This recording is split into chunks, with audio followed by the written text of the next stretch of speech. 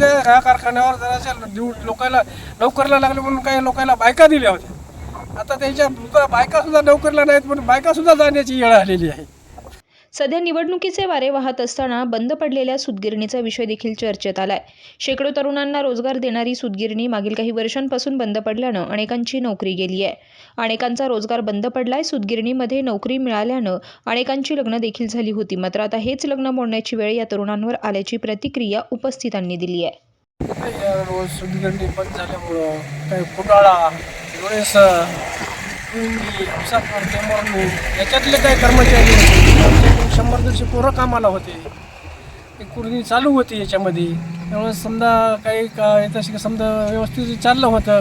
काही सातेफळचे माणसं कामाला होते. 500 ते 600 लोक इथं कामाला होते सूतगिरणीवर. तर 3 टेम कामाला 500 ते 600 लोकांचं म्हणलं तर 3 टेमाचे किती पैसे 1,500 रोजगार व्हायला आहे. त्याच्यात इथं जवळपासच्या लोकांना रोजगार चांगला मिळत होता सूतगिरणी चालू असून. कोणा सूतगिरणी चालू केली होती, कोणाची होती बरं? ही सूतगिरणी जी साधी सूतगिरणी होती मुंदडा साहेबांना चालू केलेली. त्याच्यानंतर सूतगिरणी बंद पडल्याच्या नंतर जयप्रकाश दांडेगावकर जयप्रकाश दांडेगावकर साहेबांना या सूतगिरणीचा पुरेपूर फायदा घेऊन चालू करून तिचे 5 ते 7 वर्ष सूतगिरणी चालू.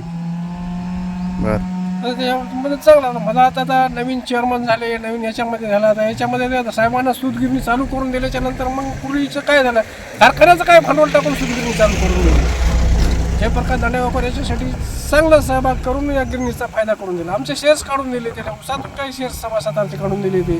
म्हणजे 2 जयप्रकाशची सूतगिरणी होती. 2 जयप्रकाश. पहिलं जयप्रकाशची बंद पडली आणि जयप्रकाश दांडेगावकरांना चालू करून दिली.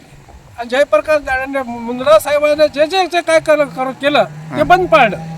आणि जे काय चालू केलं ते जयप्रकाश दांडेगावकर साहेबांनी केलं. चालू कोण केलं आणि बंद कोण केलं? जयप्रकाशनं मुद्दाम पहिलाच चालू केलं. जयप्रकाश मुंदडा साहेबांना स्थापना केली आणि जयप्रकाश दांडेगावकर साहेबांना हिला चालू करण्याची प्रयत्न केली, चालू केली.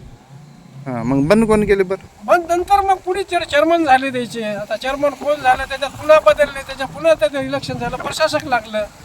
आजच्या घडीला उपासमारीची वेळ आलेली आहे. त्या तरुणावर काय सांगाल? उपासमारीची आलं तर सरकारनं बघावं नाही याच्यावर. त्याला काय तर सरकार एवढं मोठं सरकार आहे. आता सरकारनं याच्याकडे लक्ष दिलं तर चालतंय. चालू आमदार आहात, चालू झाले समजा हे करता येतं. आता सरकारमध्ये येण्यासाठी जयप्रकाश आमदारकीची तयारी करतात. बरं, तयारी करायला आमदारकीची तयारी त्याची तयारी चालूच आहे. त्याला जयप्रकाश दांडेगावकरची तयारी पहिलेपणापासून आहे. त्याला काय असं काही हे नाही त्याच्याकडे. ह्या कारखान्यावर जराशा लोकांना नोकरीला लागले म्हणून काही लोकांना बायका दिल्या होत्या. आता त्यांच्या बायका सुद्धा नोकरीला नाहीत म्हणून बायका सुद्धा जाण्याची वेळ आलेली आहे.